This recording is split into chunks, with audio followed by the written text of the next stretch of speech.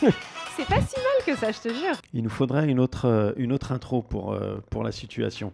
Oui.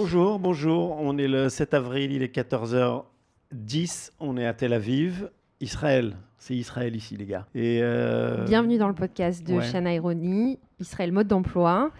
On vous explique. On vous explique. On se rencontre une fois par semaine pour débriefer sans filtre l'actualité israélienne. Nos coups de gueule, nos anecdotes, nos analyses, ça n'engage que nous. On en est au jour 39 de la guerre Israël, Iran, États-Unis et le reste de la région et du monde. Et on va commencer par vous dire de quoi on va parler. Ouais, de quoi on va parler. Donc déjà, on va vous faire un petit update sur ce qui se passe. La guerre, le Liban, les impacts en Israël. Et puis, on va parler aussi de l'image d'Israël. Je ne sais pas ce que j'ai. L'image d'Israël, intérieur, extérieur. La reprise de l'école en Israël.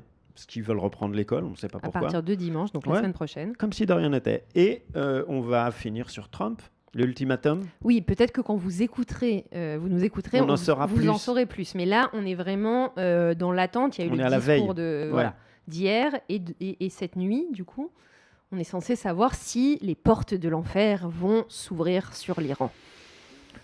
Voilà. Update guerre. Bah, déjà, c'est Pessah. Déjà, on vient d'avoir une alerte. Aussi. Ça n'arrête pas. Non, ça s'est même renforcé, beaucoup sur le nord, avec des dégâts énormes, sur le sud, sur le centre. 4 morts avant-hier à Haïfa. Une maison qui s'est effondrée, qui a été touchée directement par le missile, sans même que la tête explosive de 400 kilos explose. Donc on imagine qu'en fait, ça aurait pu être... C'est juste l'impact kinétique de la... Voilà. Et donc, une famille ensevelie, 2 parents, leur fils et sa femme. La belle-fille, ouais. On en est à plus de 20 victimes civiles depuis le début de la guerre. Des milliers de personnes déplacées. Parce que leurs maisons ont été touchées directement et donc elles ne sont plus habitables. Nous, par exemple, notre maison a été touchée par le souffle le premier jour de la guerre par un missile qui est tombé à Tel Aviv. Et on nous a proposé justement d'aller en hôtel le temps qu'on nous répare l'appartement. Donc il y a des milliers de personnes dont c'est le cas.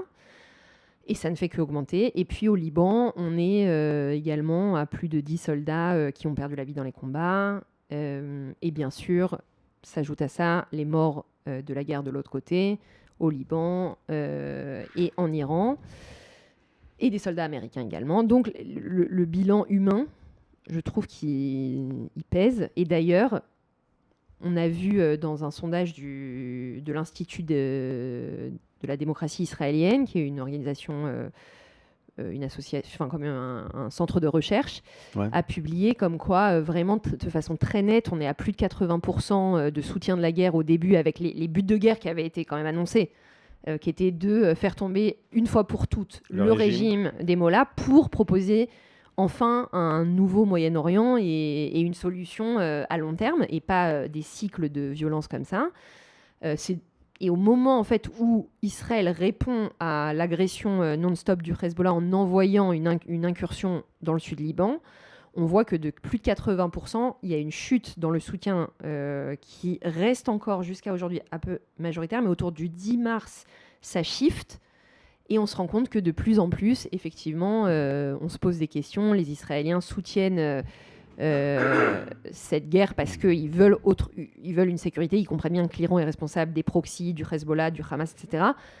Mais il y a quand même une perte de confiance totale en la stratégie du gouvernement qu'ils ne sont pas capables d'ailleurs d'énoncer. Je pense qu'il y a une différence à comprendre entre le gouvernement et l'armée. Enfin, on en parle souvent. C'est que les gens, je pense qu'ils ont confiance en l'armée, mais ils n'ont pas confiance en la stratégie du gouvernement parce qu'elle n'est pas claire. Donc, ils disent déjà, le Premier ministre, on ne le voit jamais. Ouais. Netanyahou, il passe à la télé. Généralement, c'est des trucs qui sont préenregistrés. Il n'y a pas de questions. Et donc, oui, il n'y a pas de conférence de presse. Il n'y a pas de conférence de presse. Tu pourrais t'attendre d'un Premier ministre en temps de guerre qui est une déclaration journalière ou tous les 2-3 jours qui passe et qui dit, enfin, tu vois, genre, le gars... Non, mais attends...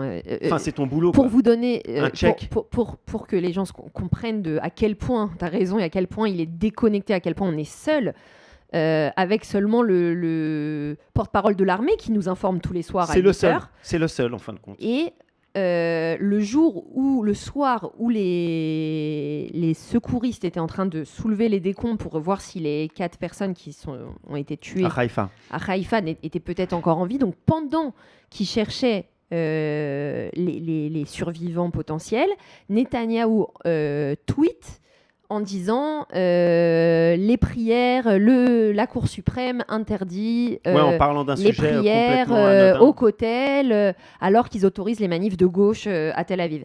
Déjà, c'est ta politique, donc on pourra en reparler.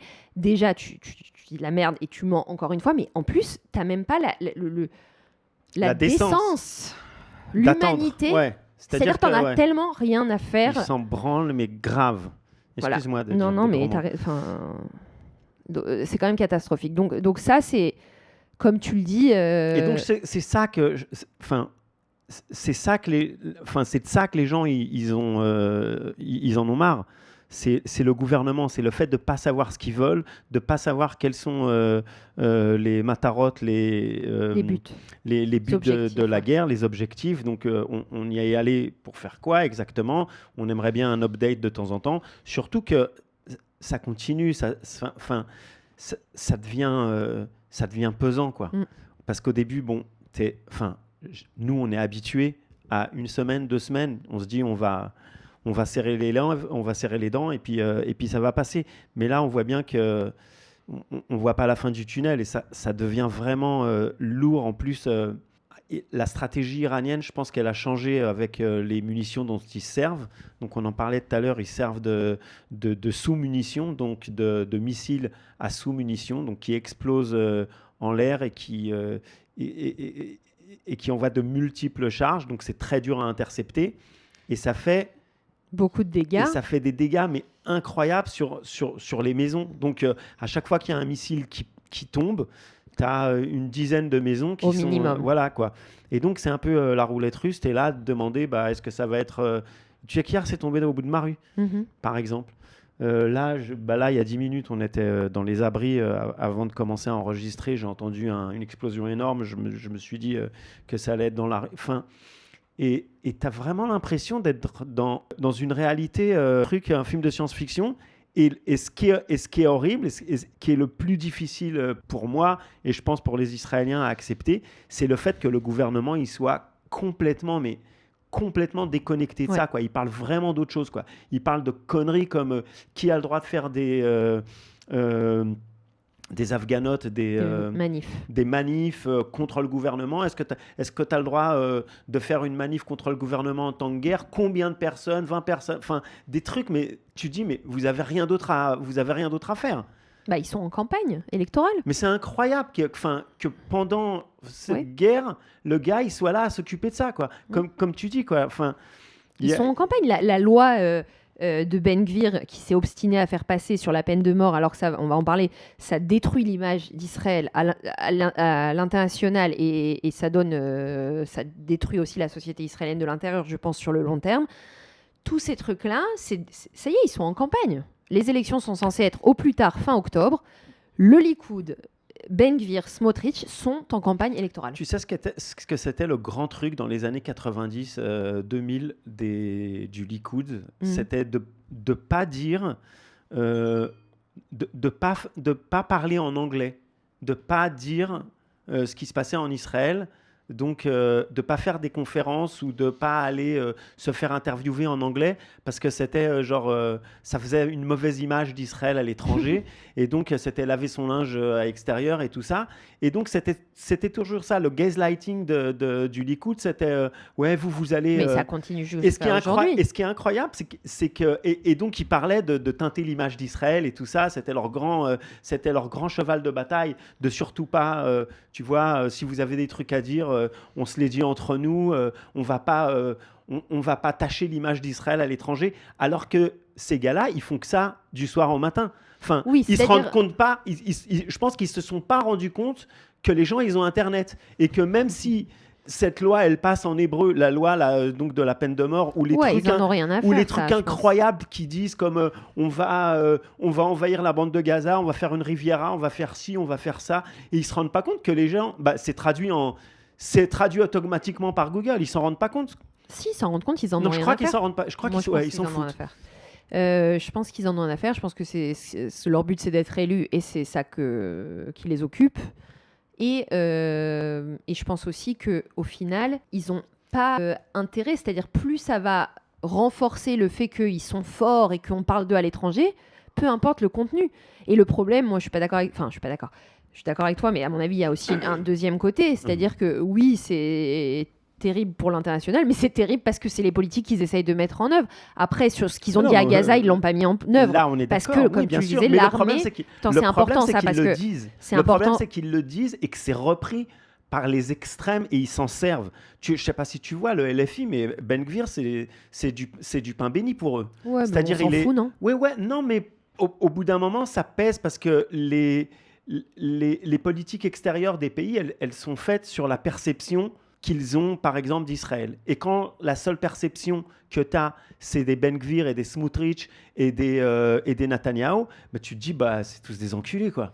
Ouais, mais c'est aussi de la désinformation que de montrer que cette image d'Israël. On est d'accord, mais c'est dur d'aller... En ce moment, c'est un peu dur d'aller les chercher, les gars qui promotent une bonne image d'Israël. C'est quoi une bonne image d'Israël ? D'expliquer correctement ce qui se passe ici, sans être en mode... Oui, mais on ne peut pas non plus... tu vois ce que je veux dire ? On est toujours sur cette ligne très fine, parce que évidemment qu'on n'est pas notre gouvernement et qu'il y a une opposition très forte et que je pense la majorité des Israéliens ne sont pas du tout des extrémistes qui soutiennent ce qui se passe, par exemple en ce moment en Cisjordanie et tout. On le voit d'ailleurs dans les sondages que la majorité des Israéliens ne soutiennent pas les violences des colons. Oui, mais on ne voit pas de politiciens qui en parlent et qui le disent clairement à l'étranger. Enfin, tu vois pas, c'est pas repris. C'est pas repris parce qu'ils veulent pas le reprendre, Ronnie, nous. Ça les intéresse pas. Attends, tu crois que CNN, ça les intéresse d'entendre que on va à Bima manifester contre la guerre et contre ce gouvernement, qu'ils en ont rien à faire. Ils veulent prendre les... Et c'est peut-être leur rôle, j'en sais rien. Ouais, non, moi, je pense raison. que notre responsabilité, et l'espoir que j'ai, c'est que ce gouvernement tombe et qu'on ait autre chose qui puisse montrer dans les faits ce que tu appelles le bel Israël. C'est-à-dire, au final, nous, on le sait qu'il existe. On sait que c'est une majorité. On sait que ce conflit, il peut s'arrêter pour donner la sécurité aux Israéliens et aux Palestiniens et à la région. Mais moi, ce qui m'intéresse, c'est pas ce qu'ils disent et comment c'est repris à l'extérieur. Ce qui m'intéresse, c'est pourquoi on donne à l'extérieur des raisons de dire toutes ces choses-là. Si on se comportait comme une vraie démocratie, si on se comportait comme un pays un gouvernement qui veut la paix, ce qui n'est pas le cas, si on se comportait comme un gouvernement qui ne pousse pas les côtés extrémistes, radicaux, nationalistes, évangéliques, messianiques, etc., ultra-orthodoxes, s'ils poussait pas cette politique de facto, il n'y aurait pas de quoi parler à l'étranger. Alors oui, il y aurait toujours des critiques, je te dis pas le contraire. Mais il y a des reprises, on va dire, de trucs complètement insensés qui sont dits par des gens qui sont des ministres israéliens. Par exemple, je sais pas, l'invasion de la bande de Gaza et en faire une Riviera. Enfin, tu vois, c'est repris. Alors que ça va jamais être, tu vois, c'est pas un plan réel. C'est pas que les gars, ils vont vraiment le faire. C'est Trump qui voulait faire sa Riviera. Ouais. Quand c'est Trump, ça va parce que c'est pas nous. Mais quand c'est nous, c'est compliqué après d'aller. Tu te retrouves à défendre, à expliquer. T'es toujours là, tu vois. T'es mal assis dans ta chaise parce que ces connards, ils disent des trucs qui sont complètement incroyables. Et après, c'est repris.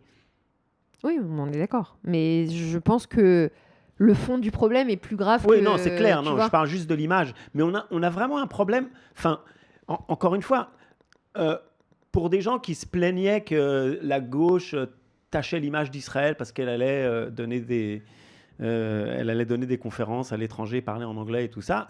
Enfin, c'est des gens qui, du soir au matin, en fin de compte, ils c'est la catastrophe pour l'image de l'Israël. Parce que il y a un truc qui revient souvent, c'est de toute façon, vous aviez qu'à pas commencer. Quand tu lis les commentaires tu parles de la guerre. Là, je parle de la guerre et je parle de Bechlal, enfin en large de tous les conflits israéliens, de tout ce qui se passe avec Israël. De toute façon, c'est toujours toi qui as commencé. C'est toujours de la faute des Israéliens. On n'est jamais dans un mode où on aurait le droit de se défendre. C'est-à-dire, et t'as rarement des gens qui savent expliquer ça, et des gens du gouvernement qui parlent bien l'anglais. Par exemple, pour une fois, Netanyahou qui parle bien l'anglais, il pourrait s'en servir pour pas dire des conneries et pour expliquer, parce que on est dans une guerre, donc il y a la guerre qui se fait sur le terrain, mais il y a la guerre, il y a l'image d'Israël, et c'est important parce que ça joue sur le soutien que tu vas avoir. Par exemple, un pays comme la France, est-ce qu'ils vont soutenir, est-ce qu'ils vont être derrière Israël, est-ce qu'ils vont laisser, ou alors est-ce qu'ils vont, je ne sais pas si tu vois Macron en ce moment, mais c'est à pleurer, quoi. Et tu n'as personne pour expliquer correctement pourquoi cette guerre. Et le truc qui revient tout le temps, c'est vous aviez qu'à pas commencer. C'est vous, les Israéliens, qui êtes allés taper sur les pauvres Iraniens. Et ça, tu l'entends souvent. Mais c'est repris. Mais tu as des gens qui font l'apologie des mollahs. Ils sont là en genre, mais les peuples ont le droit, alors ils ont choisi leur gouvernement, ils sont assez grands pour faire ce qu'ils veulent. Ils ont choisi, en 79, ils ont choisi Khomeini, qui est un mec, bon, il a des problèmes, mais bon, dans l'absolu, c'est un mec sympa. Et puis bon, on peut discuter avec Khomeini. Tu vois, c'est ça le truc. C'est dingue. Mais c'est partout en France, ça. Ça, c'est la discussion en France. Qu'est-ce qu'ils ont, les Israéliens, à aller taper partout dans le monde entier ? C'est des impérialistes, c'est des malades. Ils vont taper jusqu'en Iran. Pourquoi ils iraient taper ? Après, je ne sais pas si c'est le discours en France. C'est pas parce que c'est les discours sur les réseaux sociaux que c'est le discours en France. C'est pas que sur les réseaux sociaux. Tu le vois. C'est ce que les gens y pensent. C'est ça qu'ils savent. Ils savent que c'est nous qui avons commencé. C'est rare que quelqu'un va dire ouais, mais quand même. Par exemple, quand tu parles du 7 octobre, alors là, t'as des gens qui vont te dire ouais, mais ça n'a pas commencé le 7 octobre. Ça a commencé avant. Donc là, ils savent te dire que ouais, il y a peut-être un problème avec l'histoire. Donc c'est peut-être que mais là, cette guerre, elle a commencé la semaine dernière. Elle n'a pas commencé en 79, quand les gars, du soir au matin, death to Israel, death to America. Non. Ça n'a pas commencé avec le Hezbollah, ça n'a pas commencé avec le Hamas. Non, ça a commencé là, avec les frappes israéliennes sur Téhéran. Évidemment. Ça, oui. Le 7 octobre, non. Ça a commencé en 48, avec la Nakba. Oh, mais même avant 48, probablement. Mais la Nakba, c'est ça qui a commencé. La Shoah, non. Et donc, tu es toujours en mode, c'est jamais... Et il y a un truc qui m'énerve encore plus, excuse-moi. Vas-y. C'est que tu n'as pas le droit d'être une victime. Si tu es juif, si tu es israélien, tu n'as pas le droit d'être une victime parce que tu fais ta victime. Quand tu parles à un Français, qu'est-ce que vous êtes à faire votre victime ? C'est toujours vous les victimes. C'est-à-dire que les gosses israéliens, quand ils crèvent, les filles qui se font... pendant le 7 octobre, il y a des mots qu'on n'a pas le droit de dire sur YouTube, mais bon, les massacres du 7 octobre, c'est ta faute. Tu n'as pas le droit d'être une victime. C'est normal. Il y a une inversion de l'empathie. Voilà, et l'empathie, elle est que dans un sens. Oui, tu es empathique pour les enfants de Gaza, mais pas pour les enfants de Tel Aviv. Le gros méchant et puis le petit gentil. Mais pourquoi ? Et encore une fois, quand tu vas, par exemple, nous, là, ce que je lis dans les commentaires, on n'en a pas beaucoup, mais on en a quelques-uns, c'est que là, ce qu'on est en train de dire, on fait notre victime. On est en train de faire notre victime. Oui. Voilà, on est en train de pleurer. Alors que pas du tout, on vous emmerde déjà. Pour ceux qui nous écoutent, genre en mode, ils font leur victime. Pour les autres, non, on est content que vous soyez là. Et moi, je crois que le shoresh... La racine. C'est un cours d'hébreu. La racine. On peut le promouvoir comme ça. La racine de ça, le truc qui les rend fous, c'est qu'on se défend. C'est ça qui les rend fous. Parce qu'avant, jusqu'à la Shoah, les Juifs, ils se défendaient. Enfin, on était en mode, on se fait massacrer partout. Et depuis la création d'Israël, les Juifs se défendent. Ils ont un pays et ils se laissent moins marcher sur la gueule. Ouais. Et ça les rend fous. Et il y a toujours cette inversion, c'est vous qui avez commencé, c'est vous qui continuez, c'est vous les méchants. Et je sais pas, t'entends souvent ça, impérialiste. Israël, c'est un pays impérialiste. Oui, parce qu'ils font le lien entre impérialisme et colonisateur. Et comme nous, on est censé, c'est bien connu, être que des juifs blancs, donc on est les juifs blancs européens. Je suis marocain, moi. Non, il n'y a pas de... Ronnie, il n'y a pas d'autres juifs que des blancs, voyons. Donc, comme on est des juifs blancs européens, dans le mouvement des années 30, on est allé occuper jusqu'à la concrétisation de la création de l'État d'Israël en 1948. Et donc, on était sans aucun lien, nous le peuple juif, sans aucun lien avec cette terre. On a débarqué, on a colonisé, on a créé. Donc, on est impérialiste parce qu'on veut coloniser, annexer de plus en plus en terre. Mais généralement, quand tu parles de colonisation, il y a un pays derrière. Il y a l'Hexagone, par exemple, la France, quand ils partaient coloniser, je sais pas, l'Afrique, le Cambodge ou le Laos, le Vietnam, bref, l'Indochine. L'Indochine. Tu te rappelles d'Indochine ? Oui, parce que j'y étais là, justement. On est allé au Laos et au Cambodge. Et donc, alors, il y avait des colonies en Indochine, mais donc il y a un pays d'origine où tu peux non, là, c'est les Juifs. Le pays et nous, c'est quoi alors, souvent, Juifs. J'entends retourner en Europe. Retournez chez vous. Retournez chez vous. C'est où chez toi ? Et tu te dis, mais c'est... Alors moi, chez moi, je crois que c'est la Pologne. Parce qu'en Europe, t'en as beaucoup qui disent, mais cassez-vous. Genre les Juifs dehors. En 40, Shoah, tout ça, c'était les Juifs dehors. Ouais. Donc maintenant, c'est les Juifs retournés en Europe. Et donc ça les tue. Tu le vois, ça les tue qu'il y ait un pays. Et le truc, c'est toujours retourner à cette espèce de racine en disant, de toute façon, Israël, c'est pas légitime. C'est le seul pays du monde. Attends, juste par rapport à ce que tu dis, je pense qu'il y a une info importante à rajouter, c'est que c'est pas que la Shoah. Israël... Non, bien sûr. Non, et je veux dire, il y a l'élément des Juifs, justement, pas européens, pas ashkénazes, qui, eux, en réponse, d'ailleurs il y avait des pogroms bien avant, mais en réponse à la création de l'État d'Israël, ont été chassés en masse, et donc il y a eu une migration poussée, ça les gens n'en parlent pas, mais en fait on leur a dit, eh bien voilà, vous avez un État, l'État juif, donc... Allez-y. Allez-y. Et en fait, il y a eu des massacres de tous les Juifs. Et donc on a vidé le nord de l'Afrique. Le nord de l'Afrique, l'Irak, l'Iran, le Yémen, les Juifs, la Syrie, les Juifs ont été chassés. Et donc, en fait, Israël vient comme une réponse absolument nécessaire à la protection du peuple juif. Et ça, c'est quelque chose que les gens c'est-à-dire, d'un côté, on ne veut pas de Juifs chez nous, donc partez chez vous en Israël. Cassez-vous. Cassez-vous. Et à la fois, donc, vous avez un pays, et à la fois, ce pays, il n'a pas de légitimité à exister, donc parce que vous êtes des colons. Et parce que depuis, en fait, c'était la terre des Arabes, comme s'il n'y avait pas eu une trace de l'existence et de la vie juive. Comme si la Bible, non. Et puis comme si tu n'avais pas... Attends, là, j'ai vu, non, mais les gens, il y a des mecs à Jérusalem qui sont 20e génération. 20e génération. C'est clair. Non, mais de toute façon, que c'est 20e génération. T'as juste à ouvrir une Bible. Enfin, Jésus, il était quoi ? Non, mais moi, je te parle même pas de... Moi, je fais pas de l'histoire en parlant de Jésus. Je suis désolée, oui, mais Nicolas Cavode. Là, alors. Non. Pourquoi pas ? Mais Jésus, c'est un fait historique, Jésus, ou pas ? Non ? Là, J'imagine que oui. Enfin, t'es pas obligé d'être religieuse pour dire que oui, il a sûrement existé. Oui, mais est-ce qu'il a existé exactement à cette époque ? Enfin, j'en sais rien. Peu importe à quelle époque, à quelques années près, mais il est né à Bethléem. Le fait est. Il était juif. Le fait est. Ou il était quoi ? Il était juif, bah oui. Il n'était pas breton. Bah non, il n'y avait rien d'autre. Donc il y avait déjà des juifs, donc sans même aller très très loin en arrière, tu as juste à ouvrir une Bible pour avoir la preuve. Impérialiste, pourquoi on te dit impérialiste ? C'est dans le sens où il n'y avait que des Arabes ici. Et un juif. Non, et tu Jésus. vois, juste avant, ouais. Dans les années 20, 30, il n'y avait pas de juifs, ou même dans les années 1800 et quelques.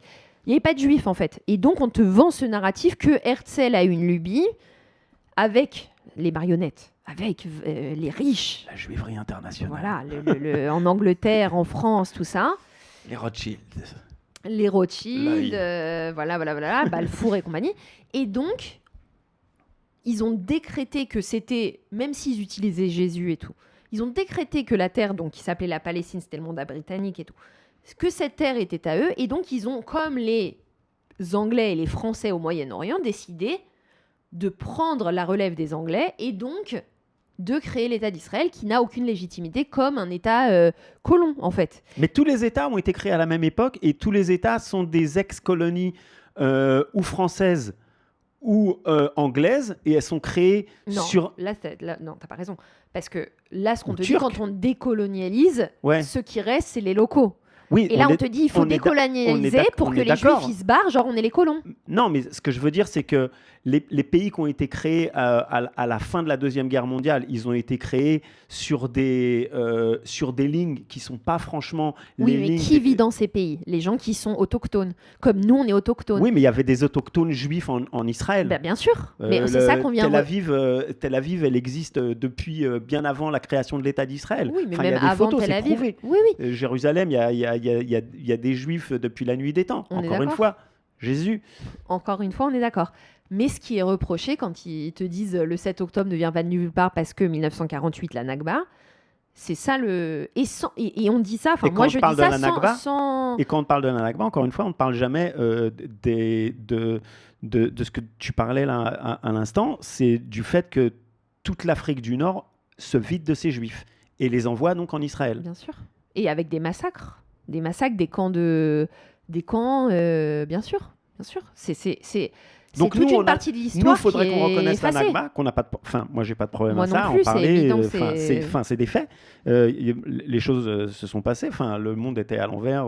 Il s'est passé ce qui s'est passé. Nakba, pour ceux qui savent pas, c'est le nom qui est donné à la création de l'État d'Israël et à la guerre qui s'en est suivie et aux affrontements qui ont précédé.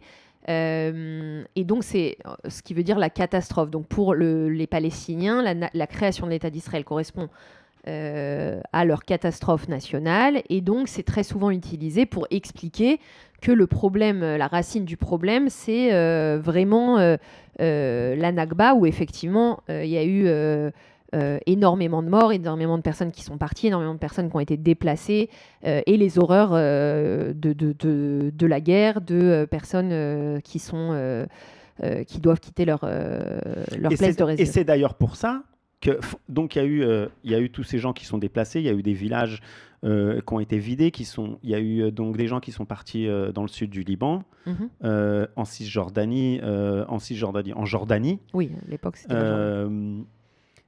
Et ces gens-là, ils ont un statut qu'il n'y a que eux qui ont dans le monde entier. C'est-à-dire que, encore une fois, il y a deux vitesses. Par exemple, les gens qui se sont fait jeter de l'Afrique du Nord, Tunisie, Maroc, Algérie, bref, tous ces pays, Irak, tous les Juifs qui se sont fait virer, qui étaient des déplacés. Eux étaient des réfugiés, mais donc ils sont venus se réfugier en Israël, et leurs enfants sont plus des réfugiés, sont des Israéliens. D'ailleurs, c'est le cas dans n'importe quel conflit dans le monde. Les seuls à avoir un statut international différent, c'est les réfugiés de la Nakba, donc c'est les enfants, petits-enfants, arrière-petits-enfants, jusqu'à aujourd'hui. Il n'y a pas de limite. Il n'y a pas de limite. Donc, tu as des gens qui habitent dans le sud Liban, dans des camps de réfugiés, parce qu'on entend souvent parler aux infos, en France par exemple, le camp de réfugiés de quels réfugiés ? C'est des gens, ils sont nés là-bas. Ils sont nés là-bas de parents qui sont nés là-bas, de grands-parents. Oui, très souvent, quand on parle de camps de réfugiés palestiniens en Syrie, Liban, Jordanie, c'est des villages, en fait. C'est des villages, c'est pas des... Parce que, mais ça crée une image dans ta tête de gens qui... Ah, ils se sont réfugiés là. Non, ça peut être 3 générations après, des enfants qui grandissent. Parce que les seuls à avoir ce statut-là à l'international, donc l'UNRWA, c'est les réfugiés, c'est les Palestiniens. Oui. Il y a un truc spécial pour eux dans la loi internationale. Eux, ils ont le droit d'être réfugiés à génération. Alors que généralement, maintient le conflit. Parce généralement, quand un réfugié, par exemple, un réfugié ukrainien, ses enfants naissent en Pologne. Moi, mes enfants sont réfugiés de Pologne. Ils ont vécu des pogroms. Ils sont arrivés en France. Donc, selon cette logique, moi, je serais réfugiée polonaise. Quoi. Toi, tu es française. Tu as eu accès à la... Donc, tu as la nationalité française. Oui, je suis française, maintenant je suis franco-israélienne. Oui, non, mais t'as pas eu... on t'a pas dit, ouais, toi, tu es la réfugiée, donc non, tu gardes un espèce mais après, de statut il manque une info chelou. dans ce que tu as dit, c'est que les pays arabes qui ont récupéré les réfugiés, pour certains ont aussi appelé les Palestiniens à se réfugier chez eux pendant que leurs armées étaient censées défoncer le nouvel État juif qui venait d'être créé, la guerre d'indépendance. Et donc, c'était venez vous réfugier aussi. Ça, il y a des preuves. D'ailleurs, j'ai fait mon master dans le domaine. Donc, il y a des preuves comme quoi il y a une partie des pays arabes qui a dit venez vous réfugier, on va défoncer l'État juif et puis après vous repartirez.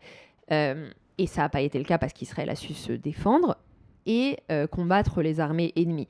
Et donc ces pays-là, en fait, ils ont voulu, au début je pense que c'était vraiment une pensée réelle de on va quand même détruire Israël, qui est un tout petit pays et qui n'a aucune raison d'être. Donc on va pas donner un statut permanent à ces mecs, à ces réfugiés dans nos pays, mais on est quand même 80 ans plus tard et avec les camps de réfugiés. Les réfugiés, par exemple, en Jordanie, ils sont plus nombreux, les Palestiniens, et ils n'ont pas le droit d'avoir une carte d'identité jordanienne, libanaise. C'est-à-dire, on les maintient aussi. C'est-à-dire, c'est quand même une catastrophe humaine grave. Pas tous, ils sont aux États-Unis, dans la diaspora, qui sont capables d'être au Sénat et de défendre les valeurs de la diaspora palestinienne. Donc, il y a quand même une sorte de conservation du conflit volontaire par les pays arabes et les pays arabes où ils maintiennent en fait ce statut ces statuts-là. Et d'ailleurs, tu parlais de l'UNRWA. L'UNRWA, dans la continuité de ce que tu disais, c'est la seule agence de l'ONU pour des réfugiés particulière à la nationalité ou à l'ethnie des réfugiés. Oui. Le reste, il n'y en a qu'une. Oui. Si tu es réfugié ukrainien de la guerre, tu as l'ONU qui... Voilà. Il n'y a pas une antenne spécialisée pour les réfugiés ukrainiens ou slovaques ou je ne sais pas quoi. Donc on est quand même dans une situation qui, comme tu dis, qui est aussi manipulée dans un sens politique sur la scène internationale. Ça m'attriste. Ah bon ? Ouais. Pourquoi ?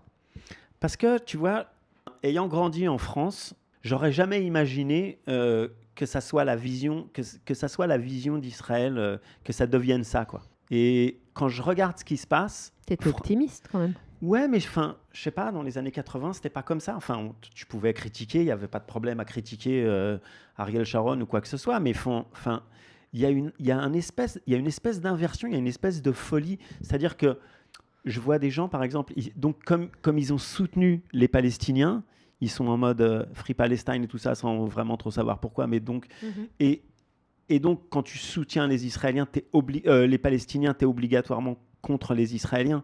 Tu peux pas... Dans ce qu'ils pensent eux. Oui, il n'y a pas de demi-mesure. Et donc là, comme il y a cette guerre avec l'Iran, tu es obligé de soutenir l'Iran, puisque tu as soutenu la Palestine. Donc, tu étais contre les Israéliens. Donc là, tu ne vas pas être avec les Israéliens. Oui, mais ils étaient contre les Iraniens quand ils se sont fait défoncer en début janvier par le régime. Ils n'ont pas ouvert leur tweet. Et donc là, tu as des gens qui sont là, qui se baladent dans les rues de Paris avec des drapeaux des drapeaux iraniens de la révolution islamique. Mais je sais pas, je trouve ça complètement fou de voir ça dans les rues de Paris. Enfin, j'aurais jamais imaginé ça. C'est des drapeaux nazis dans les rues de Paris, quoi. C'est ça, quoi. Et c'est ça qu'ils s'en rendent pas compte, les gens, que c'est des drapeaux nazis. Ils sont là avec les drapeaux du Hezbollah ou du Hamas. Je te rappelle que les drapeaux nazis ont aussi flotté dans Paris. Oui, mais à un moment, tu vois, les Français parlent aux Français. Il y a eu la guerre. Et puis, bon, on s'en est remis. Non, et non, là, ça revient. Ça te choque pas? Moi, ça me choque. Malheureusement, ça me choque pas. Enfin, ça me choque, mais ça ne m'étonne pas. Non, ça m'étonne pas. Tu le vois, il y a des gens que ça horrifie, il y a des gens qui se mobilisent, mais encore une fois, à part la communauté iranienne, la communauté juive, je ne sais pas s'il y a beaucoup d'alliés au combat de la démocratie. J'ai plein d'Iraniens qui m'écrivent. Et qui disent quoi ? Qui me disent continuez les gars, on est avec vous. Hier, j'ai une copine iranienne qui m'a dit j'espère que ça va se finir. Quand ça sera fini, on prendra un café à Téhéran. Et je voudrais communiquer ça, ce fait que les Iraniens, ils sont avec nous dans ce truc-là. Ils sont vraiment... Et ils savent ce qui se passe en Israël. Hier, j'ai fait un post, j'ai parlé des missiles qui tombaient et tout ça, et les seuls qui m'ont dit, enfin, pas les seuls, mais les premiers qui m'ont dit on est avec toi, on comprend ce qui se passe et tout ça, c'est des Iraniens. C'est des Iraniens ou de la diaspora, ou des gens qui viennent de quitter l'Iran, mais qui étaient là jusqu'à récemment, quoi. Ah ouais. Ouais. Je pense qu'on est très seul dans cette période. On est très seul aussi parce que avec ce qui se passe et la guerre, le prix du pétrole a énormément augmenté, plus que jamais. D'après ce que j'ai lu là récemment, c'est vraiment des records historiques. Et que, encore une fois, c'est une bonne raison de détester Trump, de détester Israël, de détester Netanyahou et Israël. En fait, je pense que c'est ça, beaucoup de ce que nous, on essaye de faire ici dans ce podcast et de moi, dans ma vie en tant que militante au quotidien et dans mon job dans la politique, c'est aussi de dire que Israël n'est pas égal à Netanyahou, Netanyahou n'est pas égal à Israël. Et quand tu parles de cette image, quand tu parles de ce que disent les ministres, en fait, c'est ça que ça évoque. C'est dans n'importe quel autre pays, les Français les premiers te diraient « Attends, Macron, c'est Macron, nous, on est les Français. Oui. » Il ne nous représente pas, même s'il a été élu, même si c'est une démocratie. Et là, cette réflexion-là, elle n'existe pas sur Israël. Alors qu'on a le mouvement social d'opposition le plus long de l'histoire des mouvements d'opposition dans les démocraties, Nekuda, point. On a manifesté contre ce gouvernement, contre les différentes guerres, contre le fascisme, pour envoyer Smotrich et Ben Gvir à la haie, et qu'on se bat au quotidien avec les outils qui sont à notre disposition. Moi, on a bloqué tous les samedis et pendant la semaine des axes, on a bloqué le pays, on a défié les canons à eau de la police. Moi, j'ai été blessée avec une commotion cérébrale. On a fait tout ce qu'on pouvait pendant tellement longtemps, même en temps de guerre, là encore cette semaine, en allant manifester contre la guerre. Et pour autant, il n'y a pas l'honnêteté intellectuelle de dire les Israéliens, c'est pas un truc monolithe. Il y a plusieurs c'est pas points notre gouvernement. C'est-à-dire, il y en a qui le soutiennent, il y en a qui l'ont, peut-être qui va. Voilà, j'espère qu'en octobre, les élections vont nous donner raison et que ce gouvernement va tomber. Mais on est aussi dans un système très compliqué de politique de coalition où même des gens qui n'ont pas une majorité peuvent former le prochain gouvernement, et c'est extrêmement effrayant. Et d'ailleurs, je voyais dans le sondage dont je te parlais tout à l'heure, du Machon Israeli le Demokratia, donc l'Institut israélien de la démocratie, qui montrait que selon les différents sujets dans lesquels d'actualité, quand on demande aux Israéliens « Êtes-vous optimiste par rapport à l'avenir d'Israël ?» pratiquement sur tout, l'économie, la sécurité, l'éducation, l'unité dans le peuple, tous les sujets, et l'unité dans le peuple, c'est le pire, la majorité des Israéliens ne sont pas optimistes. Ça veut dire quoi? Qu'ils sont pessimistes. On a parfois, dans certains des domaines, économie, je crois, et l'unité du peuple, on est à environ 30% de gens qui sont optimistes. Ça veut dire 70% des Israéliens ont en fait perdu confiance, perdu espoir que ça puisse aller mieux. Est-ce que toi, tu es optimiste? Non. Tu es dans les 30% qui sont pessimistes? J'ai pas envie de dire que je suis pessimiste. On peut dire que je suis entre les deux. T'es moins optimiste. Entre deux. Je sais pas, je pense que... Déjà, c'est quoi qui te fait le plus peur? J'ai beaucoup d'espoir fondé sur ces élections. Je me dis qu'après le 7 octobre, après la réforme juridique où ils ont essayé de vraiment nous transformer en théocratie, après là, le budget qu'ils font passer, après le fait que les ultra-orthodoxes qui sont en masse refusent d'aller à l'armée, ils continuent de soi-disant prier pour protéger Israël, mais en fait c'est juste pour être déserteurs. Après ça, plus les habitants du Nord, les habitants du Sud, l'absence de solution, l'économie, le coût de la vie, le machin, tout ça ensemble. Tous mes espoirs, c'est OK. Donc en fait, jusqu'à présent, les gens étaient basés sur une politique, une atzba, un choix de vote qui est un choix électoral qui est basé sur une identité, une sorte de clan, une sorte de j'appartiens à tel ou un tel, donc je vote de telle façon. Et mon espoir, il est que ces élections vont nous montrer que les choses ont changé de façon dramatique et que des gens qui se sont vraiment littéralement fait avoir par 20 ans de Netanyahou et d'une politique destructrice qu'on a vue mille et une fois, que ces gens-là vont voter autrement. Et moi, j'ai très peur de me réveiller le lendemain de ces élections en voyant qu'on n'aura pas réussi et que, en fait, grosso modo, les gens ont voté de la même façon. Et là, moi, c'est ça. J'ai pas perdu espoir, mais j'ai très peur de ce jour où j'espère avoir tort et que ce sera pas le cas. Mais qu'est-ce qu'on fait si, malgré tout ce qu'on a vécu ces 4 dernières années, et depuis 20 ans, mais disons ces 4 dernières années où les choses sont vraiment à la shulchan, quoi. Les choses sont sur la table, les cartes sont claires. Ouais, c'est clair. Qu'est-ce qu'on fait ? Quel est l'avenir d'Israël si les gens, c'est ça qu'ils veulent ? Moi, j'ai un exemple à te donner, positif. On en a tous besoin. Un petit exemple. Vas-y. Hier, je suis rentré dans un magasin, là sur la rue Allenby, chez un joaillier, ça se dit comme ça ? Oui. Joaillier. Bref, ma femme voulait s'acheter une bague pour son anniversaire. Un truc avec une grosse pierre, enfin, tu vois, le truc à 100 shekels. Gros investissement. 20 €. Bref, on rentre dans le truc, on commence à discuter. C'est une famille, donc c'est un papa et ses 2 fils, qui ont la 40-50aine, qui tiennent le magasin. Tu sais, c'est le petit magasin à l'ancienne. Il y a plein de bagues, il y a des montres et tout. Il essaye de nous refiler un truc en or. Elle lui dit non. Bref. Et tu vois que c'est des Marocains ou des Perses. Enfin, tu vois que c'est pas des Blancs. Hein, c'est pas des whites.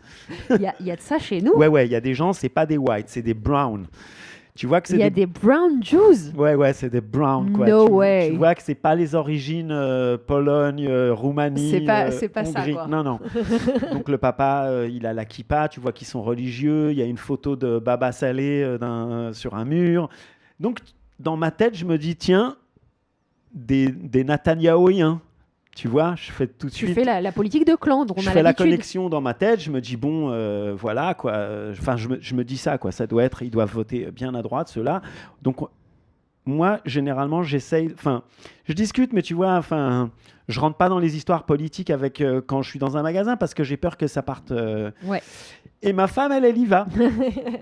Et elle commence à lui dire, je sais pas comment. Ils ont commencé à parler des élections. Et les gars, pas du tout. En fin de compte, le gars, il est en train de lui expliquer que lui, il allait voter Eisenkot. Donc, ah ouais. Et qu'ils attendaient franchement les élections. Et donc, ils ont commencé à se prendre la tête, les 2 frères. Est-ce que c'était en novembre ou en la date des élections et ils étaient vraiment en mode, on en a marre de lui, il faut le mettre dehors. Quand je dis lui, je parle de Jean-Jacques Netanyahu. Et j'étais étonné. Et je pense qu'il y a beaucoup ce sentiment de gens qui en ont marre.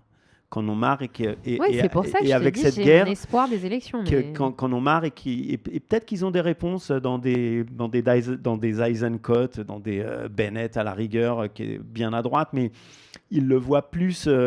C'est pas un grand. Enfin, ils le voient plus comme quelqu'un qui pourrait remplacer Netanyahou que évidemment un Yair Lapid ou un Yair Golan. Ou un Yair Golan. Ou Lieberman même, qui est pas très... Et je pense qu'il y a ce sentiment que Daï, quoi. Je crois qu'on en a soupé de ce gars-là et que peut-être que c'est le moment. Surtout avec la guerre. Daï, juste, ça veut pas dire meurt. Ça veut juste dire... Non, Daï, ça veut dire... stop. Ouais, stop. Non, pas lui personnellement. Stop cette politique. Stop. Faut le changer, quoi. Et donc, je suis ressorti, on a acheté une bague et j'étais en mode positif. En me disant, tiens... Mais ils t'ont dit qu'ils votaient Netanyahou dans le passé ? Non, mais c'était... Enfin, tu sentais qu'ils... Non, ils m'ont dit que cette année, ils votaient Eisenkot. Okay. Donc, je me suis dit, parce que la fois d'avant... Écoute, moi aussi, j'en vois beaucoup. On a beaucoup travaillé sur le terrain avec le mouvement civil que j'ai créé avec Yair Golan, Itorerut, dans le passé, où on était sur le terrain le 7 octobre et on a aidé, tu vois, les agriculteurs dans le sud d'Israël qui sont vraiment... On est allé justement dans les moshav, dans les petits villages où c'est kippa sur la tête et des gens qui ont voté toujours pour Netanyahou avec cette idée de voilà, on vient vous aider parce qu'on vient aider tout le peuple d'Israël. Ce qu'on aimerait, c'est vraiment qu'on se parle, et qu'on se parle concrètement, quoi, tachlès, de politique, de qui on est, de ce qu'on crée ensemble. Voilà, il y avait aussi cet espoir, je pense, après le 7 octobre, on ne reviendra jamais sur ce que ça a été.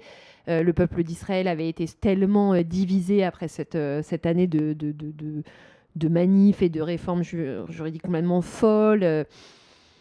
Et tu vois, moi, j'avais cet élan il va y avoir un vent, et puis plus la guerre dans le Nord, où tous les électeurs dans le Nord, c'est des électeurs de droite en grosse majorité, ils ont été déplacés, ensuite ils sont rentrés, maintenant ils reprennent. Tu vois, je me dis... Mais ils se réveillent quand tu vois tu vois les sondages. Quand tu vois Kiryat Shmona, par exemple, où des gens ils ont été déplacés, ils sont revenus, il y a les bombes, il y a les missiles qui tombent en ce moment à Kiryat Shmona. Là, je voyais une alerte justement pendant qu'on enregistre sur l'ordi dans le Nord. Et tu vois qu'en plus, ils n'ont pas les migunim, ils n'ont pas les bunkers, il n'y a pas l'argent qui n'a pas été donné pour renforcer tout ce qui est le Nord. On en a parlé plusieurs fois. Et tu te dis, peut-être que là, ils vont se réveiller. Peut-être que là, c'est ce que je te dis, j'ai l'espoir de ça. Est-ce que j'ai un espoir Oui, j'ai un espoir que je me dis, c'est trop fou. Israël est quand même le plus grand projet du peuple juif. C'est une nécessité absolue. Et c'est la plus grande justice faite au peuple juif qu'Israël existe. Et je pense qu'il y a un espoir qu'Israël soit un pays démocratique, vraiment avec des minorités et qui puisse vivre en paix dans le Moyen-Orient. Moi, j'ai encore l'espoir que ce jour-là puisse arriver. Malheureusement, pas besoin d'entendre Ben Gvir et les folies qu'il dit pour savoir qu'on est sur une pente terrible, terrible. Et je pense que des gens qui seraient optimistes dans cette réalité, faut aller voir un psy, quoi. Il y a un moment où non, je veux bien qu'on soit pas pessimiste. Franchement, quand on se prend des missiles comme on s'en prend depuis 6 semaines, tous les jours, ça ne s'arrête pas. Quand on a eu le 7 octobre, quand on s'est battu non-stop pour le retour des otages, quand on voit ce qui se passe, on ne peut plus aller s'acheter à bouffer parce qu'on n'a plus d'argent. Enfin, vraiment... Tout ça, les enfants qui partent à l'armée, la guerre infinie et tout, franchement, si quelqu'un est optimiste, ou alors il est sous drogue, et donnez-nous à tous, parce que ça doit être sympa, quoi. Je suis pas sous drogue, mais je suis pas pessimiste. Tu vois ce que je veux dire ? Est-ce que tu es optimiste ? C'est pas que je suis optimiste, mais donc pas sous drogue. Non, mais moi j'essaye, surtout quand ça pète, j'essaye de me dire... ça va bien se finir. Donc peut-être que c'est un espèce de réflexe. Quels sont les éléments qui te donnent que ça va bien se finir ? Non, j'ai pas d'éléments. C'est juste une croyance. C'est comme quand il y en a qui croient. Tu es optimiste de nature. Je suis optimiste de nature, exactement. Je me force à l'optimisme. Je pense que beaucoup d'Israéliens sont optimistes de nature parce qu'ils savent la force de cette société, ils savent l'histoire de ce peuple, parce qu'ils savent la force de notre armée. Mais les gens sont fatigués. Enfin, moi, j'en peux plus, quoi. Je sais pas, toi. Moi, je suis naze. Mais pour pas me mettre à pleurer du soir au matin, je fais pas ma victime. Je ne fais pas ma victime.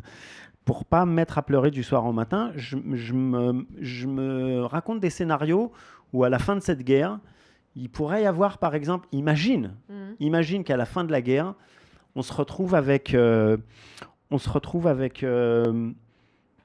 un changement de gouvernement en Iran et avec des Israéliens qui iraient voyager à Téhéran. On se retrouve avec une ouverture, une détente entre l'Iran et l'Occident. Non, mais allez ailleurs, Ronnie, mais... non, mais il y a un scénario où ça existe. Il y a dans le multiverse... Il y en a un où ça existe. J'aime parce que moi, dans ce podcast, j'essaye d'amener des chiffres et des pourcentages. Et alors là, on est dans le...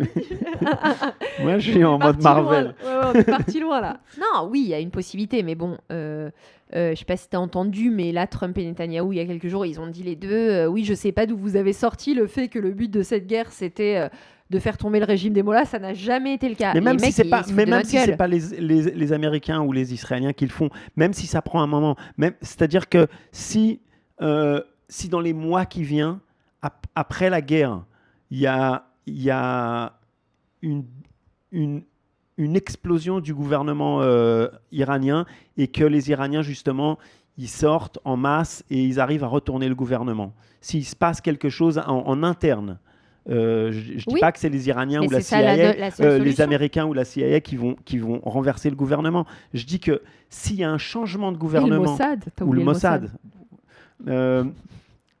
il se peut qu'il y ait un scénario où il y ait une détente, donc il y ait une vraie amitié entre, on en parlait, entre les Iraniens et les Israéliens, et il y ait vraiment des relations qui se créent. Imagine une ambassade israélienne à Téhéran, et à la fin de cette période horrible, on finit sur peut-être quelque chose d'optimiste, où on sortirait sur quelque chose de bien, que c'est au moins servi à ça.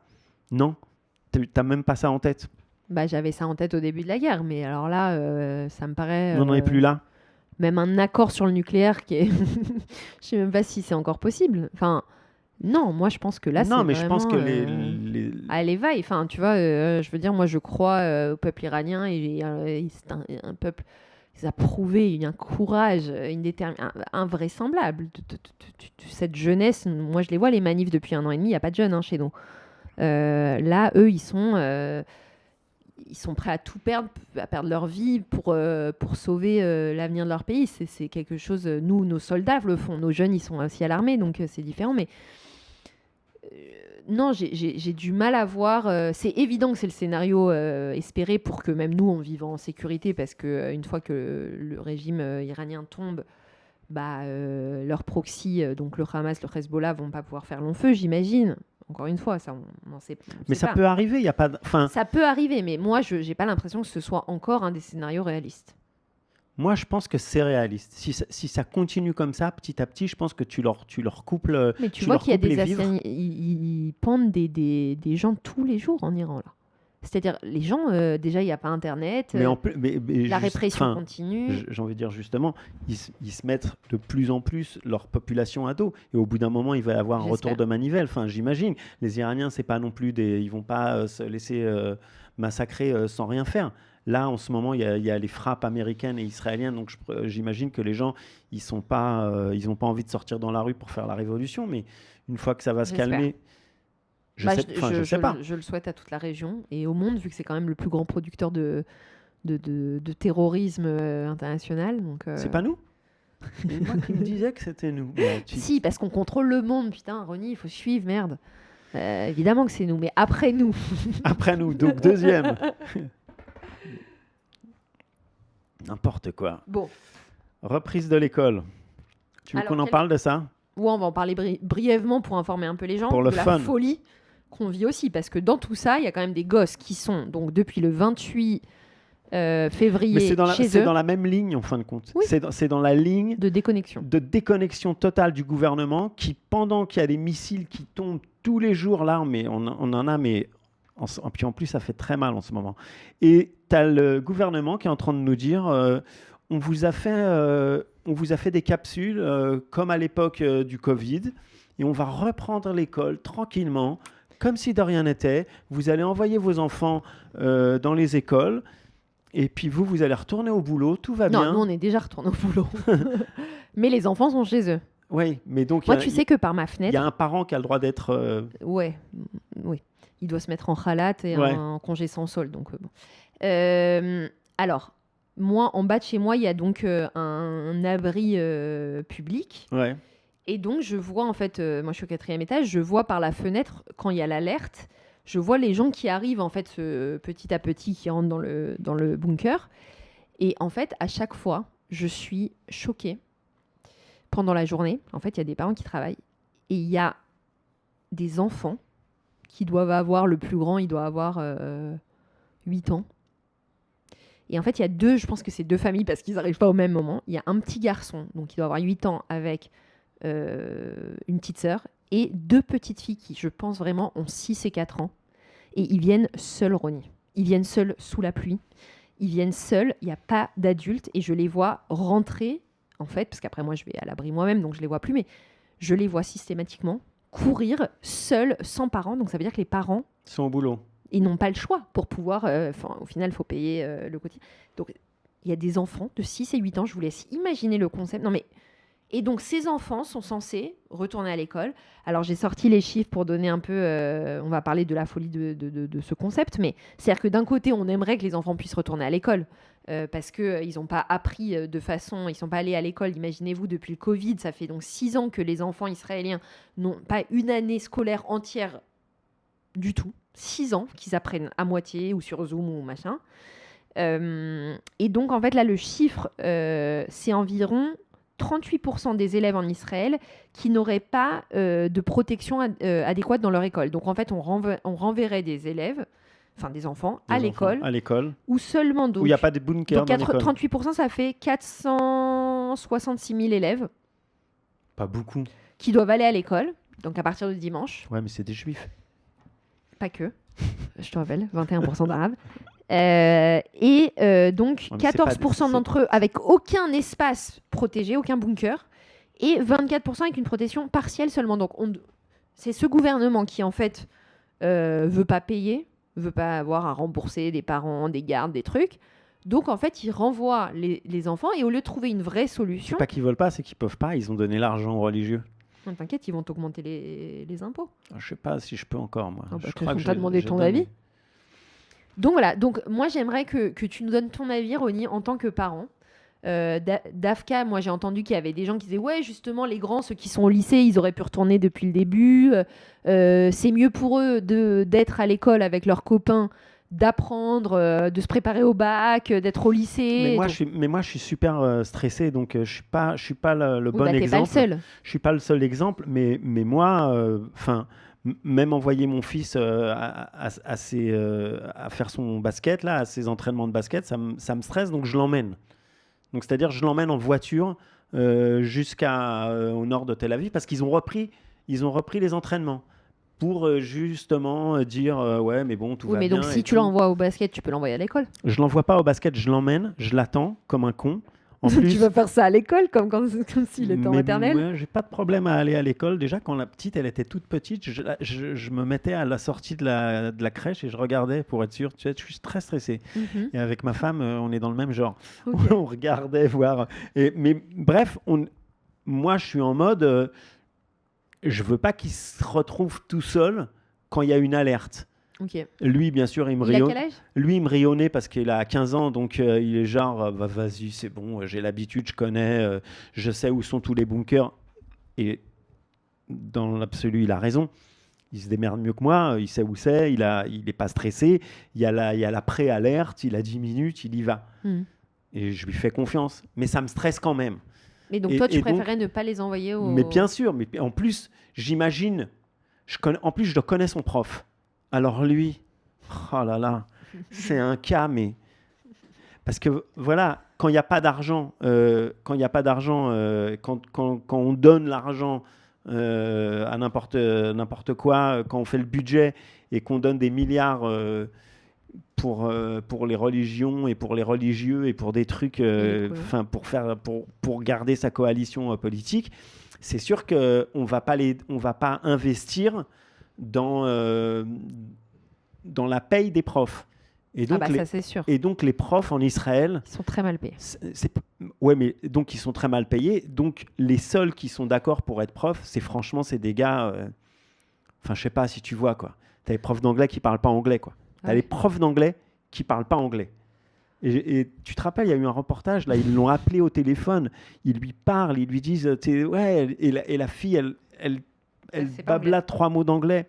Bref, c'est n'importe quoi. À la fois notre ministre et donc ce gars-là, s'il y a une alerte et qu'ils sont 30 dans la classe et que tu as toutes les classes qui doivent descendre en même temps au bunker parce qu'il y a un bunker dans l'école, non, je leur fais pas confiance. Mais tu comprends qu'il y a aussi des parents qui sont bloqués parce qu'au final, ils ont besoin de l'argent, ils ont besoin de retourner travailler. Yes, ils ne sont pas payés pendant le Mais il y a la guerre, donc il y a vraiment des missiles. C'est pas que je fais franchement... non, c'est qu'il y a vraiment des missiles. Le gouvernement est en train de minimiser aussi. Et donc, eux, ils font style, ouais, mais bon, on s'est habitué. Et moi, je m'habitue pas à ce que les missiles me tombent sur la gueule. Et les Israéliens, déjà, ils ont plus... Non, mais il y en a beaucoup qui sont d'accord avec toi, de parents, qui trouvent ça complètement délirant. Mais bien sûr. Parce qu'en plus, le fait qu'ils te donnent le programme d'urgence, là, qui te renvoie à l'école, ils vont annuler les quelques aides qu'ils avaient mis en place. Mais le gouvernement, il te fait un gaslighting en te disant bon, bah ça va, quoi. C'est pas la mort. Alors que justement, si. En l'occurrence, il y a un risque. En l'occurrence, tu as des missiles qui tombent là. Voilà, quoi, on va pas remettre ça sur la table, mais ça tombe du soir au matin. Et je vois pas mon fils être dans classe. Et non, moi, de toute façon, je l'enverrai pas. Ils peuvent faire ce qu'ils veulent. Il restera à la maison. Pas le seul. C'est moi qui décide. C'est moi le chef. Au final, comme on a aussi l'impression que le gouvernement ne s'occupe pas de la sécurité des enfants, c'est évident que la responsabilité, elle est chez les parents. Tu as vu que là, quand il y a eu des morts à Haïfa, là, la famille, il y a eu des politiques qui ont quand même dit oui, ils ne sont pas allés à l'abri. Donc en gros, c'est de leur faute s'ils sont morts. Alors qu'en fait, le père, il sortait de l'hôpital. Ouais. Et il a pas eu le temps d'arriver jusqu'à son bunker. Et en fait, maintenant, tu vois, c'est notre faute. Ça, donc en en plus, fait, ils en s'il y a une catastrophe avec les Iraniens qui vont justement taper parce qu'ils tapent que sur des zones de civils. Donc imaginons l'horreur, les enfants n'arrivent pas à temps au bunker ou j'en sais rien et qu'il y a une catastrophe avec des enfants, c'est évidemment pas le reste du monde qui va nous pleurer, hein, mais tu te rends compte de la catastrophe. Donc les parents qui vont accepter d'envoyer leurs enfants, franchement, en tout cas moi j'en ai parlé, ils ont annoncé ça hier ou avant-hier, je crois, j'en ai parlé à quelques parents justement pour avoir les avis. Ouais. Personne ne compte envoyer les enfants. Mais c'est clair, de toute façon, qui va envoyer ses enfants, vraiment les gens qui n'ont pas du tout le choix ou qui sont non, ou si c'est juste à côté de la maison et que tu as vraiment un bunker, les enfants ils sont dans le bunker. Mais moi j'en connais des Israéliens qui sont tellement différents de moi, quoi, qui sont genre ça va, y a pas, qu'est-ce que tu vas faire. Ils sont vraiment nonchalants, ça leur passe, mais à côté, mais c'est pas, ils font pas semblant. Ouais, j'ai une copine qui a envoyé sa fille à Taba, pas à Taba, dans le Sinaï, parce qu'elle voulait aller passer des vacances, donc c'est Pessah. Donc, elle l'a envoyée dans le Sinaï, elle est revenue. Je lui dis, mais tu stresses pas un peu qu'elle soit dans le Sinaï? Ça, il y en a plein des Israéliens. Mais je comprends pas, moi ça me stresserait, mais... Et donc, elles sont parties à 3, sa fille et 2 copines de 15-16 ans, elles sont parties dans le Sinaï. Oui, elle va sûrement l'envoyer à l'école dimanche. Ah ça c'est clair, mais bon. Juste pour ouvrir la parenthèse, tu parlais de Haïfa et du fait que les missiles tombent sur des maisons. Juste pour le dire, que ça soit clair. Parce que j'entends aussi ça souvent, ouais, mais les Iraniens, ils essayent de taper sur des installations militaires. Les Iraniens tapent systématiquement, comme le Hamas et le Hezbollah, venez pas nous prendre la tête après, ils tapent systématiquement sur les civils. Ils n'ont pas la capacité militaire de targeter une base aérienne et de taper dessus. Non, effectivement. Ils l'ont déjà fait, mais c'est pas toujours leur but. Non, mais ils n'y arrivent pas. Et donc, comme ils n'y arrivent pas, on le voit en ce moment avec donc ces missiles à sous-munitions.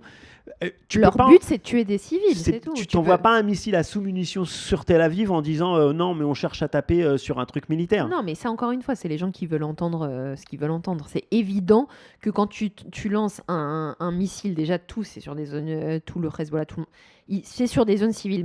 Mais même, disons que certains, ils auraient voulu taper sur des zones militaires, si tu utilises un missile à sous-munitions, comme tu dis, et qu'il se dévise entre 50 et 80 sous-petites bombes, sur un rayon de 30 km, évidemment que ni ton intention, ni l'opération va ne taper que sur des zones militaires. J'aimerais qu'Israël soit aussi grand que ça, mais ça n'existe pas. Donc en fait, c'est un tout petit pays avec assez dense, avec vraiment une intention des Iraniens de taper et d'utiliser des armes qui vont faire des dégâts chez les civils. C'est tout, point. Si vous dites le contraire, alors là, moi, j'écouterai même pas...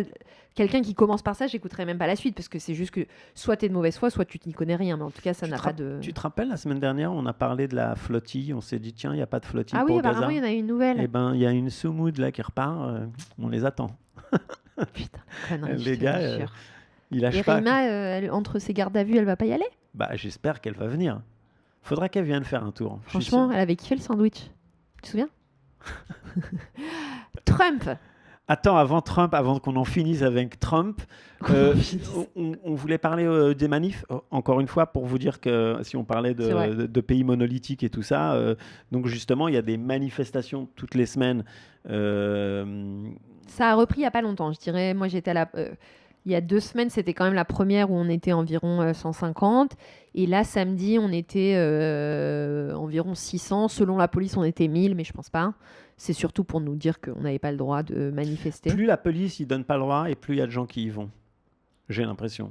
C'est légitime. Oui. Plus tu essayes de museler la démocratie, plus les gens qui veulent se battre pour leurs droits sortent. Donc oui, à Tel Aviv ou en Israël. Ouais, c'était pas que à Tel Aviv d'ailleurs. Oui. Je dis ça à Tel Aviv, mais il y en avait à Haïfa. Et Haïfa, ils ont été super violents, là, les policiers. Mais c'était pour leur bien. Alors, vous avez peut-être vu des images à Abima, qui est quand même le plus grand bunker, la place Abima, qui est en dessous de la place, le plus grand bunker de Tel Aviv. Mais malgré tout, la police refuse qu'on manifeste, alors que voilà. Et donc, il y a eu une alarme. Oui, mais pourquoi ils refusent? Explique. Alors, il y a eu une alarme. C'est ça qui est génial. La raison qu'ils donnent contre la manifestation, enfin, la vraie raison, c'est que c'est des manifestations contre le gouvernement et la police. Ah oui, elle est complètement manipulée par Ben Gvir. Elle est complètement manipulée par le gouvernement. Donc, eux, ils essayent de leur faire fermer de leur faire la fermer. Et donc, la raison qu'ils donnent pour disperser la manifestation, c'est que c'est trop dangereux de manifester. Il y a trop de personnes qui sont là ensemble. S'il y a une alerte, vous allez vous mettre en danger. Donc, on est venu avec les matraques. Et les policiers, la police montée. On a tout eu. On a eu la police montée, on a eu les canons à eau, tout ça, pour leur bien. Oui, et puis surtout qu'il y a eu une alerte. Et donc, il y a eu une alerte. Sans pré-alerte, parce que c'était le Yémen, les Houthis. Et donc, il y a eu une alerte. Et tout le monde est allé en sous-sol sans aucun problème. Et ils ont même fait rentrer les chevaux de la police montée dans le sous-sol. En prouvant donc que en fait, on pouvait complètement manifester même à 600 000 personnes, j'en sais rien. Que leur raison foireuse, elle ne servait à rien. 000, et dès que l'alerte complètement politique. Oui, et dès que l'alerte s'est arrêtée, ils les ont redispersés. Voilà, il y a une quinzaine de personnes arrêtées pour rien. Et notamment Colette Avital, qui est une ancienne, une rescapée de la Shoah, qui est dans le board de Yad Vashem, le musée de la mémoire de la Shoah, qui est quelqu'un qui a été une diplomate israélienne, une ministre israélienne, qui a aujourd'hui 86 ans, et on la voit à terre, limite se faire tabasser par la police. Et en fait, c'est ça aussi qui fait peur. C'est que il n'y a plus d'espace, il n'y en avait déjà pas beaucoup, mais je veux dire... On est quand même dans un tunnel qui se restreint sur la démocratie israélienne, les droits civiques, la liberté d'expression. Et en fait, on le sait, plus il y a de conflits, plus il y a la guerre, et plus Netanyahou aussi essaye de construire ce truc de Asmolanim Bogdim, d'une image de la gauche qui serait des traîtres. Des traîtres. Et en fait, au lieu de ça, de voir qu'il y a dans son cabinet... littéralement des gens qui vont être probablement jugés pour trahison d'État, parce qu'ils ont reçu en temps de guerre des salaires du gouvernement du Qatar, alors que c'est un pays ennemi. Bref, et donc en fait, la grande stratégie de Netanyahou, tu parlais de victimisation, c'est son grand truc, il prend le narratif de ce qu'on lui reproche et de ce dont il est en l'occurrence vraiment coupable, et il le transforme en accusation pour ses détracteurs. Et donc là, c'est les petits vieux à gauche et les petits jeunes qui viennent manifester pour la paix, qui sont donc pacifistes de base, qui viennent ils sont là, il y en a qui sont habillés en rose et tout ça, avec des tambours. Ouais, à Vrodot, ouais. Et donc moi, c'est ça qui me fait peur. Tu vois, on posait la question de l'optimisme et tout. Moi, quand je vois des scènes comme ça, où on voit à répétition, ça m'est arrivé même avant la guerre, ça m'est arrivé même dans un match de Hapoel Tel Aviv, qui est l'équipe de Tel Aviv, qui est censée être un peu de gauche historiquement, et qui s'oppose fermement à la police, mais comme beaucoup d'ultra et de fans de foot, on voit des scènes, ils ont annulé un match, ils nous ont envoyé sur les femmes, les enfants, des gens qui sont... C'est quand même la culture, le sport. Enfin, ils nous ont envoyé les parachimes, donc la police montée. Et tu vois qu'en fait, ça ne serait jamais arrivé dans un match de foot du Beitar qui est soutenu par Netanyahou et par Ben Gvir. Ouais, où les gens, en plus, ils crient brûler leur village. Enfin, oui, il dit des trucs racistes. Il y a des chants racistes dans certaines équipes de foot israéliennes. Oui, mais tu vois, même... pas beau à voir, quoi. Voilà, et donc, moi, c'est ça. Et quand je vois ces manifs, franchement, moi, ça commence à me faire peur. Mais est-ce que tu quitterais de partir? Là, en ce moment? Est-ce que tu quitterais Israël dans l'absolu? Bah non, je pense pas. Enfin, à part si... Enfin, tu te le dis des fois? Non. Non, mais je me dis pas. Mais je pense qu'il va falloir aussi s'imposer des lignes rouges parce que... je sais pas. Moi, j'ai pas d'enfant qui rentre à l'armée, j'ai pas de... je sais pas, tu vois ce que je veux dire? Il y a pas de... Mais je pense qu'en tant que citoyen, on doit aussi se mettre des limites.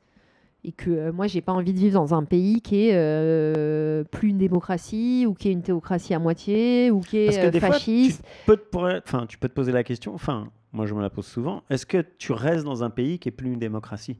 Est-ce que tu continues à y vivre? Parce que tu perds ton temps à un moment. Enfin, tu peux faire des manifs, tu peux y aller, tu peux essayer de changer les choses, et puis au bout d'un moment, it is what it is. Et est-ce que tu restes en te disant... Tu sais, en hébreu, il y a cette expression... qu'il fait toujours plus noir avant l'aurore. Voilà, donc tu vois, tu es optimiste. J'ai envie de l'être. Voilà, t'es comme moi en fin de compte. Toi et Trump. Alors, finissons avec Trump. Est-ce qu'on n'a rien à dire sur Trump? Parce qu'on ne sait pas ce qu'il va faire. Non, mais il est taré. Attends, t'as tout vu peut son arriver. discours là sur le Tayas, sur le Riloutz du Tayas? Le mec, c'est un... le sauvetage du pilote américain. Des pilotes. Tu t'as entendu son discours? J'entends tout le temps parce que ça me calme. C'est 30 minutes, oui. Ça te calme? Oui, parce moi, ça me fait peur que ce soit ce mec qui soit responsable de notre vie, genre. Bah déjà, c'est lui, donc n'aie crainte. J'ai crainte. C'est fait, c'est lui. On sait que c'est lui. Non, mais tu penses qu'il va... Voilà, on prend les paris. Mais quand tu le vois, c'est un stand-up. Non, mais c'est un stand-up pourri. Moi, j'ai l'impression que c'est un enfant en maternelle qui m'explique ouais, on a la meilleure armée et on est le soldat, il est venu et on avait 100 soldats, 200 soldats et on a pris... Non, attends. Mais dans l'absolu, alors je te pose la question. Oui. Parce que j'ai aussi entendu le discours de Macron. Ah, ça, moi, j'écoute pas. Qui était en Corée. C'était en Corée. Ah oui, j'ai vu des quotes. Et si tu dois en choisir un... Oh non, là, t'es dur. Tu vois, il y en a qu'un. C'est lui ou lui. Non, t'es obligé d'en prendre. Moi, je me sens... On en a déjà parlé de cette dualité, mais moi, je me sens... le fait qu'il ait sauvé les otages, pour moi, c'est... tu vois. Tu lui passes l'éponge sur plein d'autres trucs. Tu te dis, bon, il peut parler comme un con, mais il l'a quand même fait. C'est quand même grâce à lui que les otages ont été rendus. C'est 100% grâce à lui et moi, je pense que notre gouvernement a fait bien plus de dégâts qu'il n'a essayé d'avancer les otages. Et Macron, il a fait quoi pour les otages? Non, mais toi, t'as des attentes de Macron, je comprends pas, genre. Parce que, oui, mais moi, je me vois aussi français. Mais moi, je regarde aussi la France. Mais... En plus, là, on parle en français, donc on essaye de parler aux Français. En fait, tu parles comme si t'étais déçu de Macron, t'avais un espoir. Les Français parlent au français.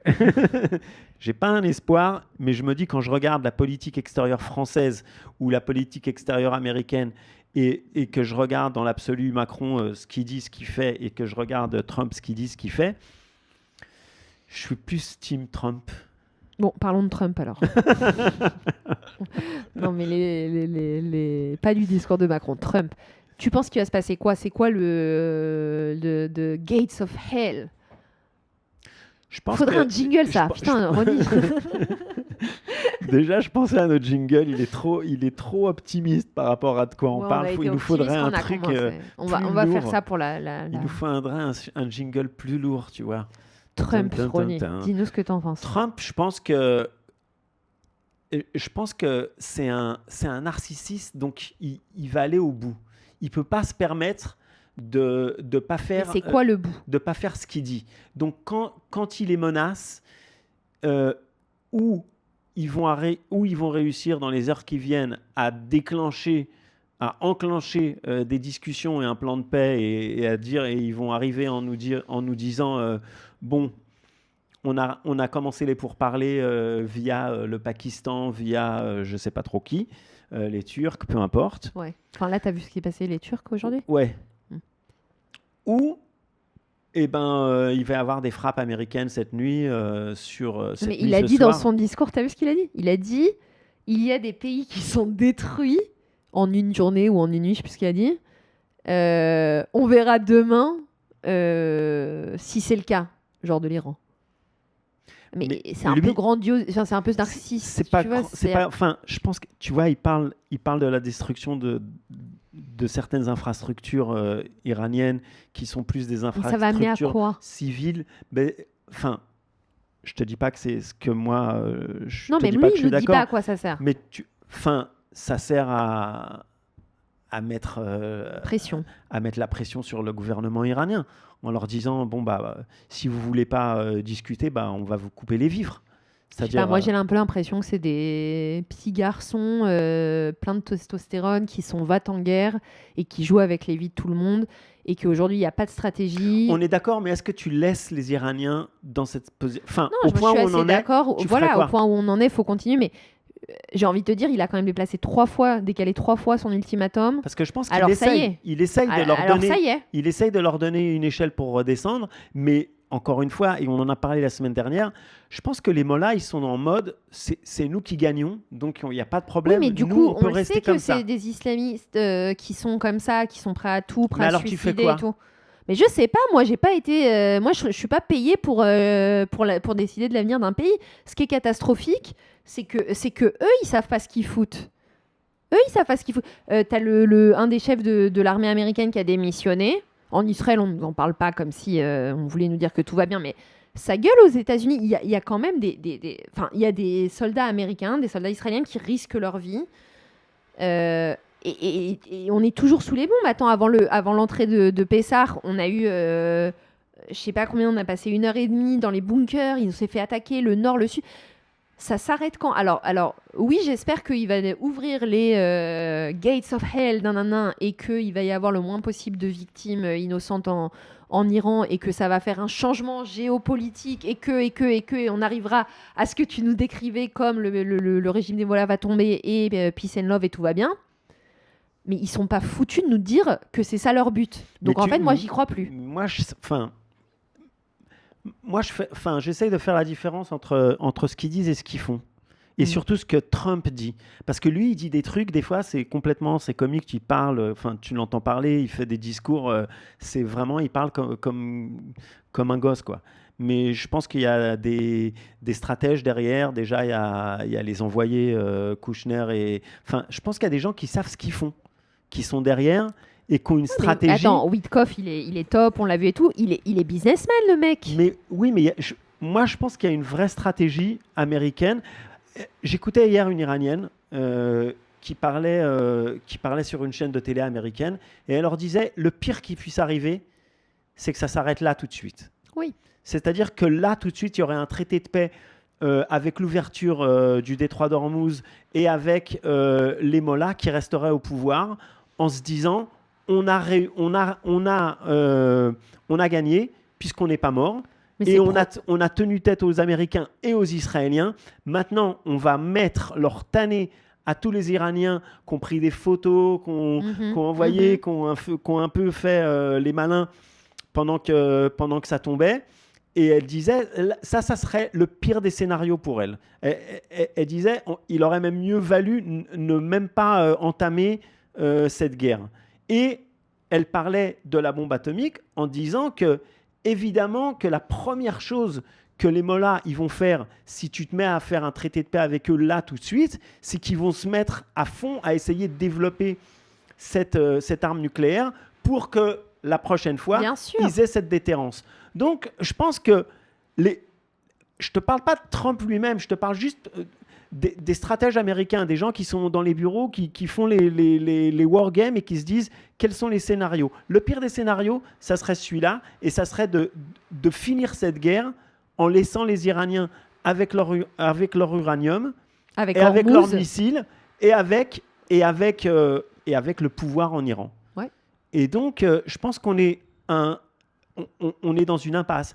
Et donc, ça peut que finir, ou ça peut que se développer sur des frappes américaines sur les Iraniens, puisqu'ils ne veulent pas discuter de toute façon. S'ils étaient d'accord pour discuter des vrais accords, surtout sur le nucléaire, c'est de ça qu'Israël a peur. Moi, le reste, à la rigueur, ça ne me dérange pas. Enfin, moi, il n'y a que la bombe atomique qui me fait très peur, parce qu'à partir du moment où j'entendais encore une fois c'était Macron qui parlait hier ou avant-hier. Il disait la bombe atomique, mais il y a d'autres pays qui l'ont. La Corée du Nord, le Pakistan. Et ce que je pense qu'ils ne comprennent pas, les gens, c'est que déjà la Corée du Nord, elle a jamais dit que si elle avait la bombe atomique, elle allait la mettre sur Israël. Et elle a jamais envoyé des gens se suicider avec le Hamas et le Hezbollah. Donc ils ne comprennent pas que si l'Iran a l'accès à la bombe atomique, c'est clair qu'ils vont s'en servir. Ils ne la veulent pas juste pour l'avoir. Ils la veulent pour s'en servir. Et c'est ça la différence entre les mollahs et le Pakistan et Israël et la Corée du Nord et les États-Unis et les autres pays qui ont la bombe atomique, qui s'en servent, on va dire, comme une arme de déterrence. Et donc qui ne s'en servent pas. Tu as tout à fait raison. Je suis tout à fait d'accord. Et encore une fois, sur tes scénarios, j'espère que tu as raison. Je ne suis pas quelqu'un de... Toi non plus, on n'a pas l'habitude de dire faut continuer l'offensive, faut continuer la guerre. Mais effectivement, il y a un moment où, quand la responsabilité elle a été prise de commencer cette guerre et de la commencer de la façon et de la mener de la façon dont elle a été menée jusqu'à présent, il y a une responsabilité aussi à apporter le dénouement nécessaire, qui serait pas juste en Israël, ils adorent dire qu'est-ce que c'est la Tmunat Nitzachon, l'image de victoire.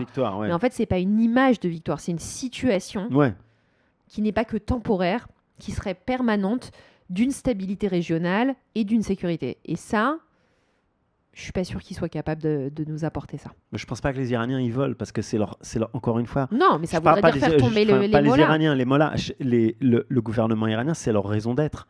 Enfin, c'est ça qu'ils font. C'est pour ça qu'ils sont là, la révolution islamique. Non, donc pour eux, ils veulent cette... Bah oui, c'est ce que enfin, c'est leur raison d'être. C'est littéralement dans l'état d'esprit dans lequel ils sont quand ils se lèvent le matin. Pour eux, c'est d'islamiser tout le Moyen-Orient et évidemment Israël, et puis après les États-Unis, enfin la révolution islamique. Et donc, tu peux pas discuter avec ces gars-là. Mais c'est nous qui sommes impérialistes. Oui, c'est nous les méchants. Évidemment.